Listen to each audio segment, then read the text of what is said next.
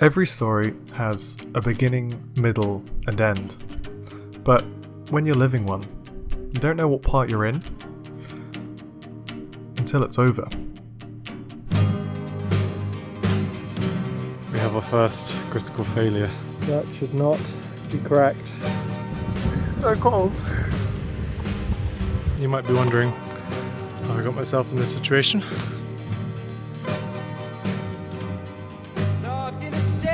I'm speechless. The nearest town is an hour away. I have a problem. It started to disintegrate. It's a bit windy.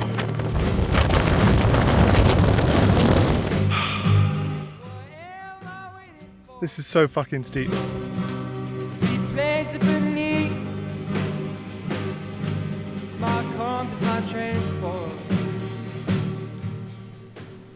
This is the story of how I attempted to cycle from Paris to the Parthenon on an experimental bicycle that I built myself.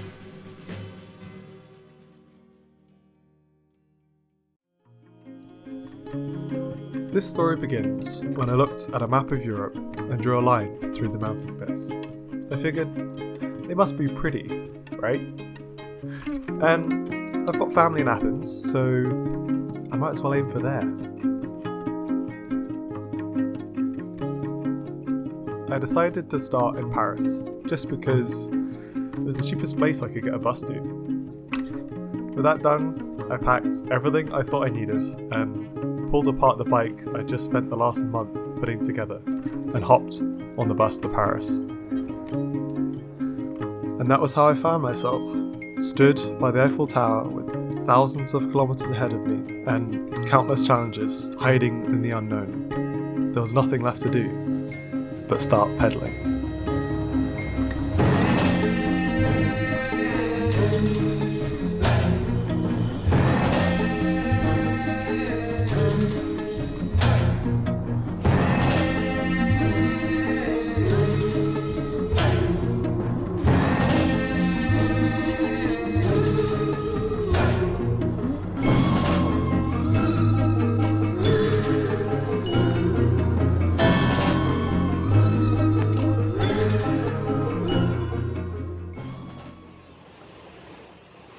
As I crossed France, I learned a lot about life on the road, and I was having to learn the hard way.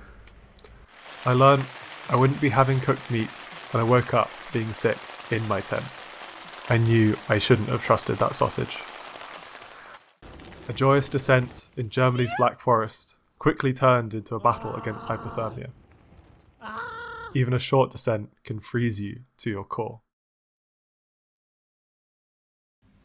But every time I stumbled, there was someone there to catch me.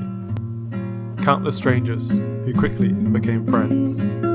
Each day, the challenge ahead of me became a little less impossible. See you guys. Ride safe. Hopefully no punctures as well.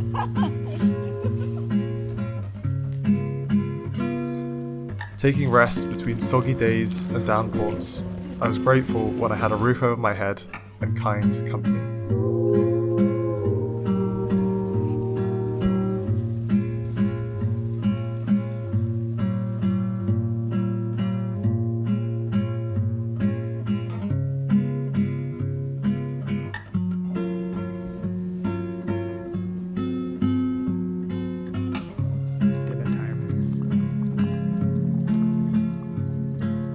Rather lovely.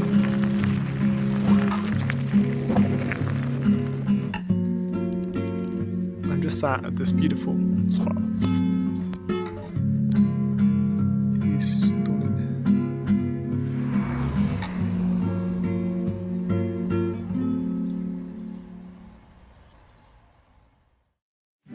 Germany's Black Forest had been a warm-up for the Alps, and heading into Austria, I was pretty intimidated by the mountains that lay ahead. What would it be like just going up for 2 hours? But I soon found the reaching beauty those mountains held. Winding through valleys and up mountain roads, the route was stunning.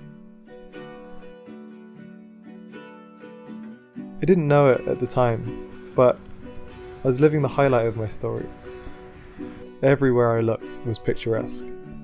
Those mountains will always be a special place for me.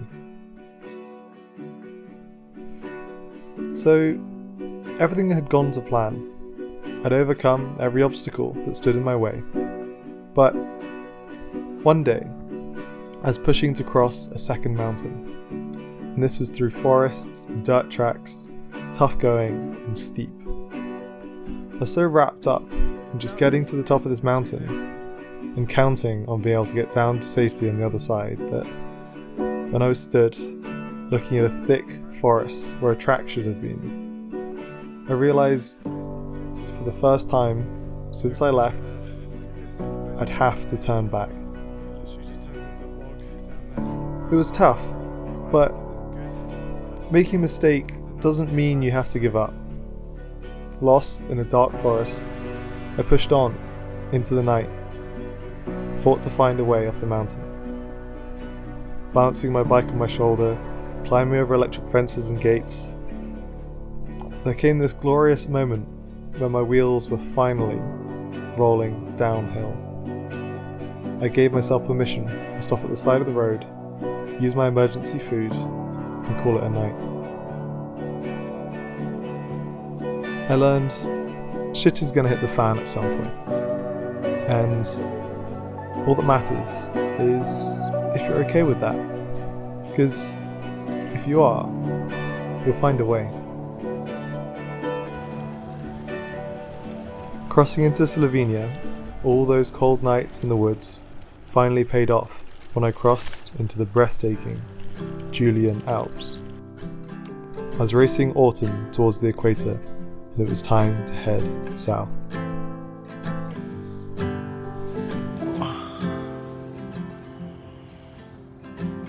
I've been living on the road.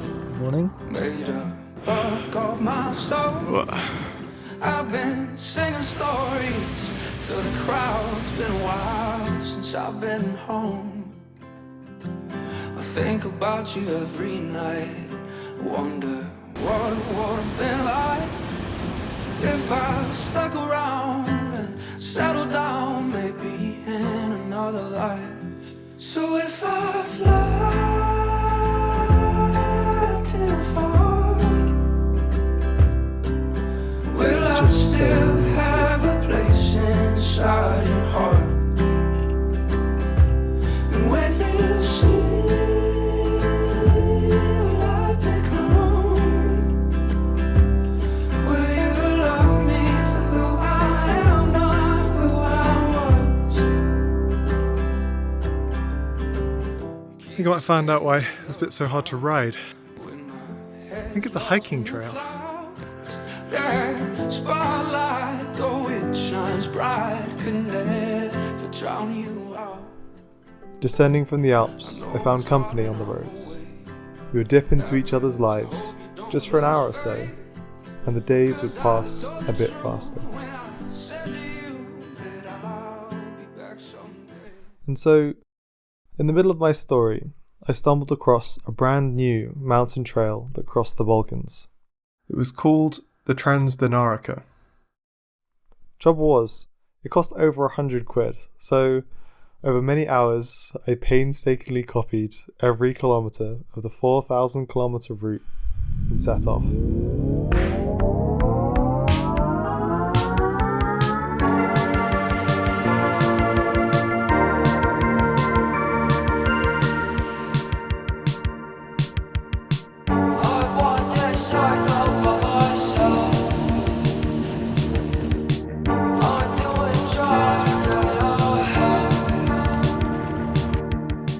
I was very tempted to jump in the river, but I've now had a shower. This was the shower.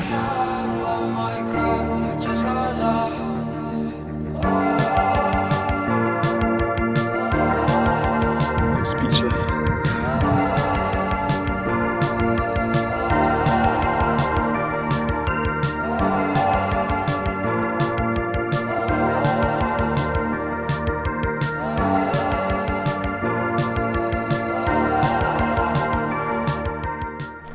I soon came across the Bura, a ferocious wind that blows across the Velebit Mountains, reaching up to 200 kilometers an hour.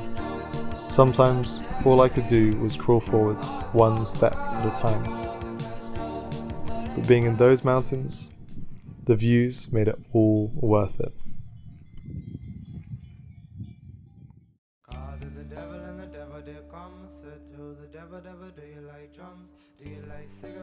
Croatia soon gave me something else to chew on. A national park with no shops, little water, and 400 bears. I had to carry 3 days of food and carefully plan my route to find shelter. Turns out there was only one place I could spend the night and have access to water. A locked cabin, deep in the woods, with no one around and no signal to call for help. Setting up camp, I tried my best to have a sense of safety. Cooking away from my tent, hanging my food in a tree. But I couldn't help but wonder if I wasn't the only one that had come to the spring that night for water. Branches breaking, rustling, breathing. Was it all in my head? I told myself I was okay. I played my audiobook way out loud to avoid listening too hard, and went to sleep. It was the most scared I'd been on my trip, but in the end I was alright. Reality had won over my imagination, and brown bears don't like noisy humans. And just because you're scared of something doesn't mean it's going to happen. But I did find out afterwards I was 5 kilometers from a bear sanctuary, and there had been an attack nearby that month. Leaving the forests of Croatia, I set my sights on Bosnia. With a troubled past and no shortage of landmines, I wasn't sure what to expect, but a conversation with some kind strangers in a cafe had set my expectations high. I was not disappointed.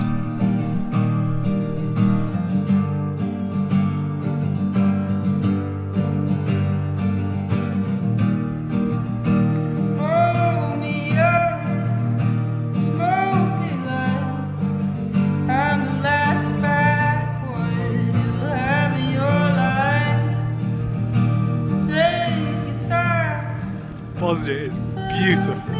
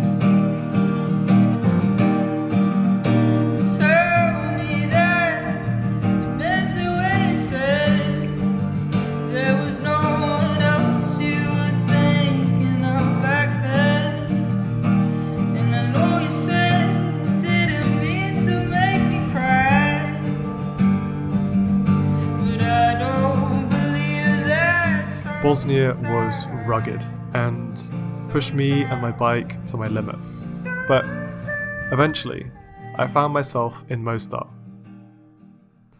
Mostar taught me something about war and something about friendship. War isn't in history books or museums. It lives among us, and you're just lucky if it hasn't found a way to meet you. And I haven't met many people like Christian. That easy connection, a kind soul and richly interesting. He was heading east, taking it slow. He was geared for the wilderness and warming up on the open road. It's hard to leave someone like that behind. But I learned that with the right person, friendship is easy. I wonder how many times I'd invested in the wrong person.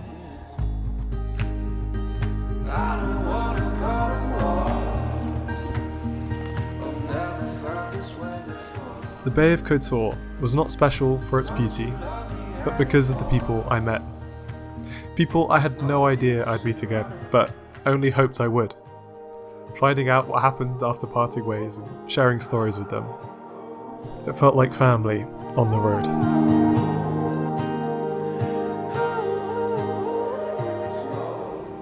Montenegro had been an important milestone for me on my trip. The thousands of meters I'd climbed along the Transdinarica had come to an end, and I was leaving the mountains behind. I'd done the hardest part, and I was so close, but looking at over 40 hours of riding remaining, I finally felt my motivation slip.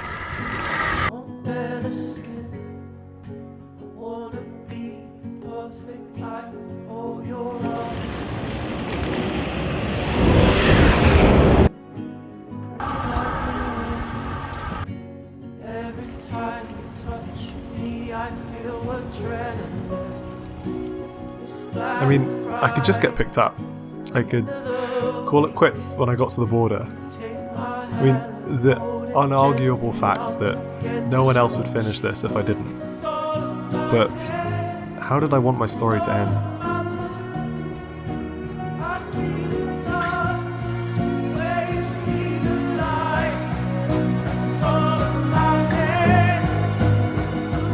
I almost made it, wasn't good enough.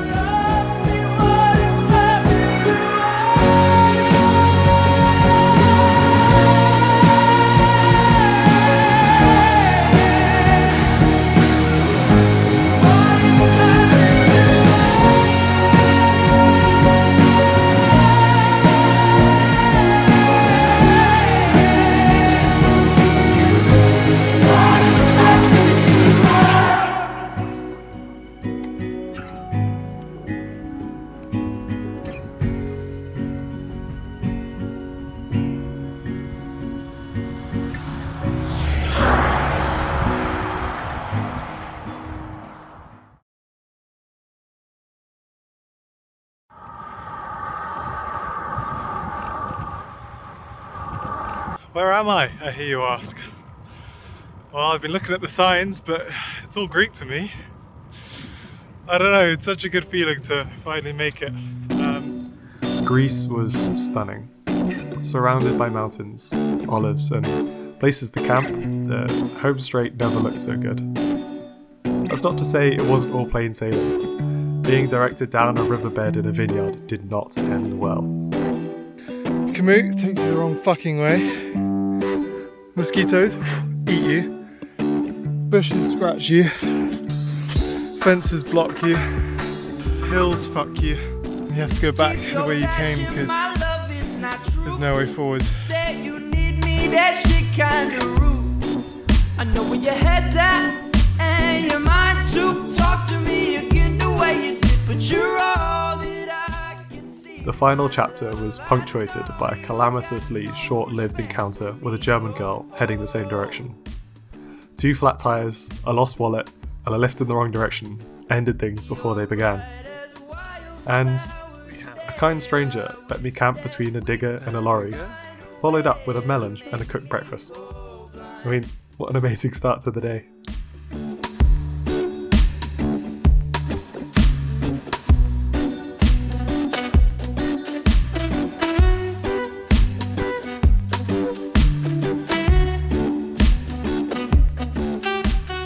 Closing in on Athens, I came to the last paragraph. What I didn't expect it to include was, I fell off. Admiring the spectacle that is the Corinth Canal, I suddenly found myself looking at it sideways as I flew over the handlebars, my wheel wedged in the bridge. A lovely man came over to kindly point out the sign that I had missed. Broken and bruised, me and Ali faced our final mountain and the home straight. Avoid the you. I gave what I had, so if you wanna leave, that's not my call. Oh, that's between your spirit and your mind. Finally closing in on Athens, I came to a point where I was 3.4 kilometers from the end, and I realized this was the last 1,000th of my journey. I took some time to think about everything I had done and achieved. Setting off felt like a lifetime ago.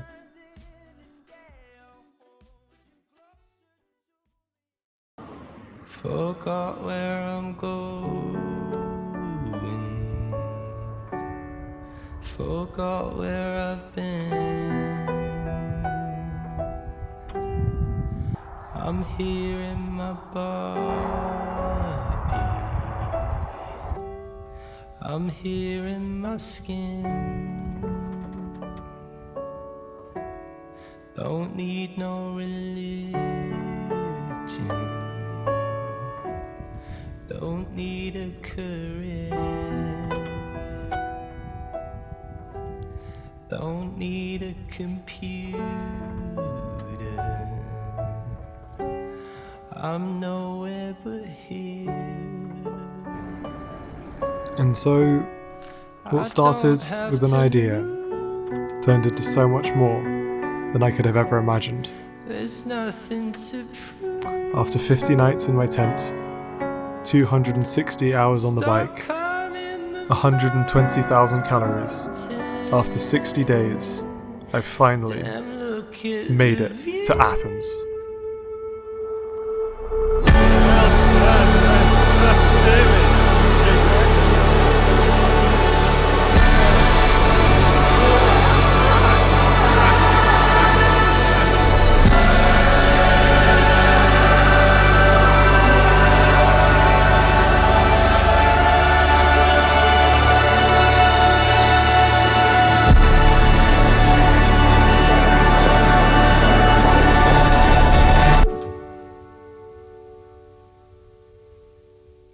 I never planned to share these videos. I was just documenting as I went.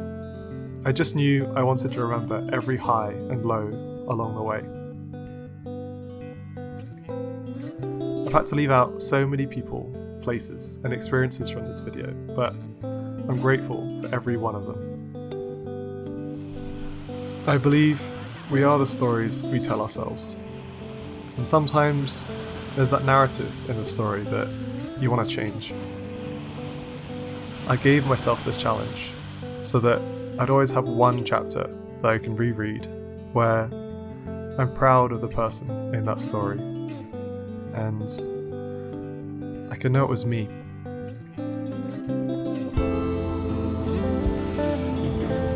Sleep well, Ali. See you soon.